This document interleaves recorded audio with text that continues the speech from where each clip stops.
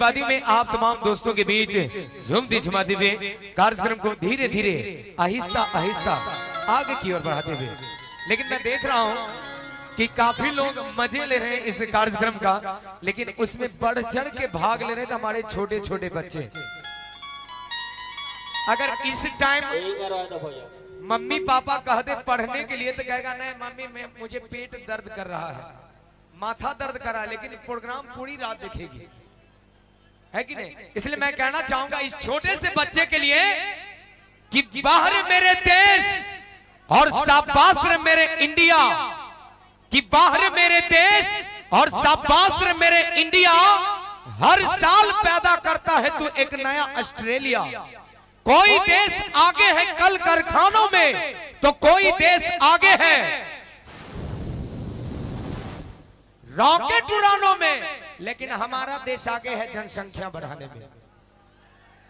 क्योंकि 20वीं सदी का नारा था कि बच्चे होंगे 2 या 3, 20वीं सदी का नारा था कि बच्चे होंगे 2 या 3, 21वीं सदी ने बदल डाला ये सब सारा सीन, बच्चा होता है 1 लेकिन बाप रहता है 3।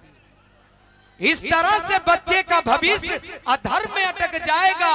असली बाप को नहीं ये कंप्यूटर बताएगा, क्योंकि इंडिया डिजिटल हो चुका है कि नहीं? ये ऐसी ऐसी बात हो जाती है। भाई साहब मैं सच्ची बात बताता हूँ, आजकल देखा जाए तो हर गांव में महिलाओं की एक मीटिंग चलती है, बहुत सारे महिलाओं की एक मीटिंग चल रही थी, उसी में एक छोटा सा बच्चा जाके मम्मी के पास कहता है कि मम्मी मम्मी हम सुसु करेंगे। मम्मी को लगा कि ये मेरा बच्चा इंसल्ट करा, एक चाटा गाल पे देती है और कहती कि बेटे ऐसा नहीं कहते, जब भी तुमको लगे बोलना मम्मी मैं गाना गाऊंगा। बच्चा कोरा कागज होता है, जो सिखाएंगे वही बोलेगा।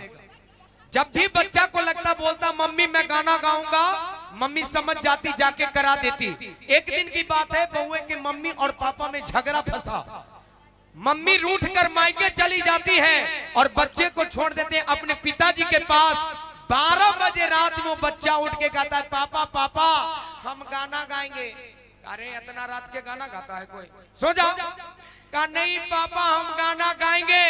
बेटा सुबह गाना इतनी तो नहीं गाना चाहिए।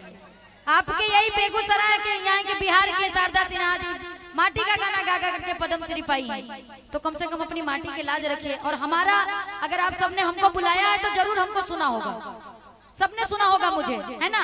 तो मैं क्या गाती हूँ आप लोग ये भी जानते होंगे, मैं पैसे के लिए नहीं गाती हूँ। अगर मुझे गंदा गाना गाना होता तो समर सिंह हमारी फैमिली के हैं, ठीक है, मैं उनके साथ भी गा सकती हूँ। खेसारी लाल या तो कोई भी, सभी लोग कांटेक्ट में हैं, मैं सबके साथ गा सकती थी। लेकिन मैं लखनऊ की रहने वाली लड़की आपकी भोजपुरी को लेकर चल रही हो तो कुछ तो बात होगी भोजपुरी में। बढ़िया बढ़िया गाना सुनो भाई, आ जाओ इधर।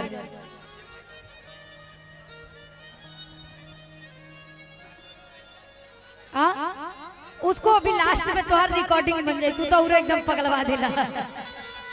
ले लो भाई इसके, आई मेजर मेजर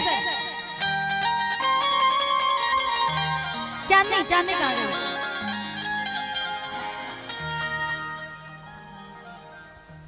एगो गाना बहुत बढ़िया भाई, हाईलाइट भाई बस शिल्पी राज के पता है का कि बड़ी याद आवे अरे पिया के प्यार का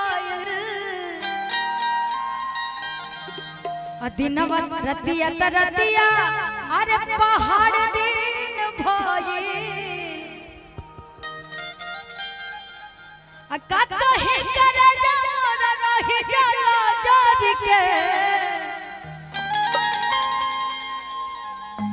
का कहे करे जमोरा रही जाला जारी के दिलवा ले गइले दिलवा ले गइले दिलवा ले गइले राजा बोतल में भर के दिलवा ले गइले राजा बोतल में भर के बढ़िया आवे पिया के प्यार का गिल रतिया तरतिया पहाड़ दिन भइल का कहे करे जमोरा रही जाला जान के का कहे करे जमोरा रही जाला दिलवा ले गइले दिलवा ले गइले राजा बोतल में भर के दिलवा ले गइले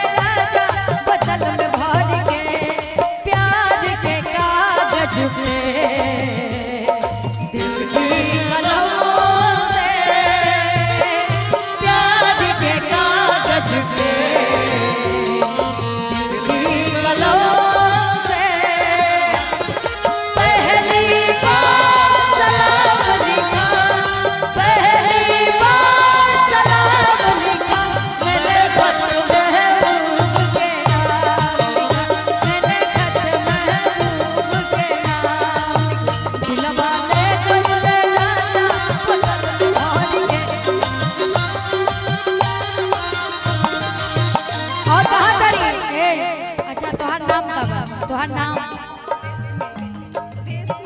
रेशमी। अच्छा कहा तारी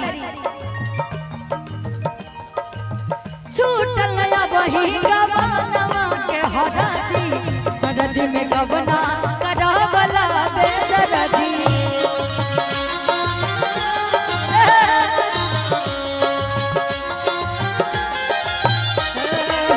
छूटल रहे गबनवा के हरदी सरदी में गबना करावला बेदरदी सरदी में गबना करावला बेदरदा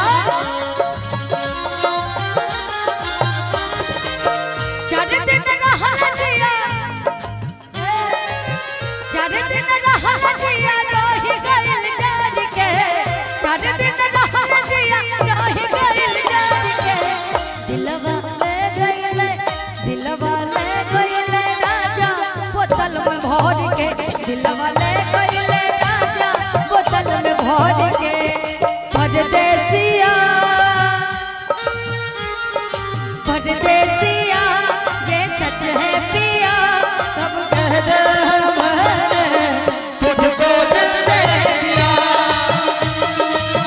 हो मैं कहती हूँ तूने मेरा दिल ले लिया दिलवा ले गइले राजा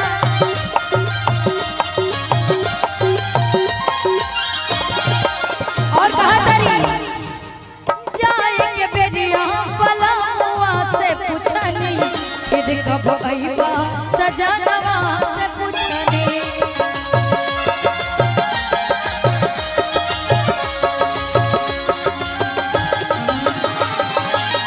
जाए के बेडिया दुआरिया के छकनी फिर कब अइबा पलमुआ से पूछनी फिर कब अइबा पलमुआ से पूछनी आराम से भाई आराम से कुछ हो न बोलल जिया रह गइल जान के कुछ हो न बोलल जिया रह गइल जान के दिलवा ले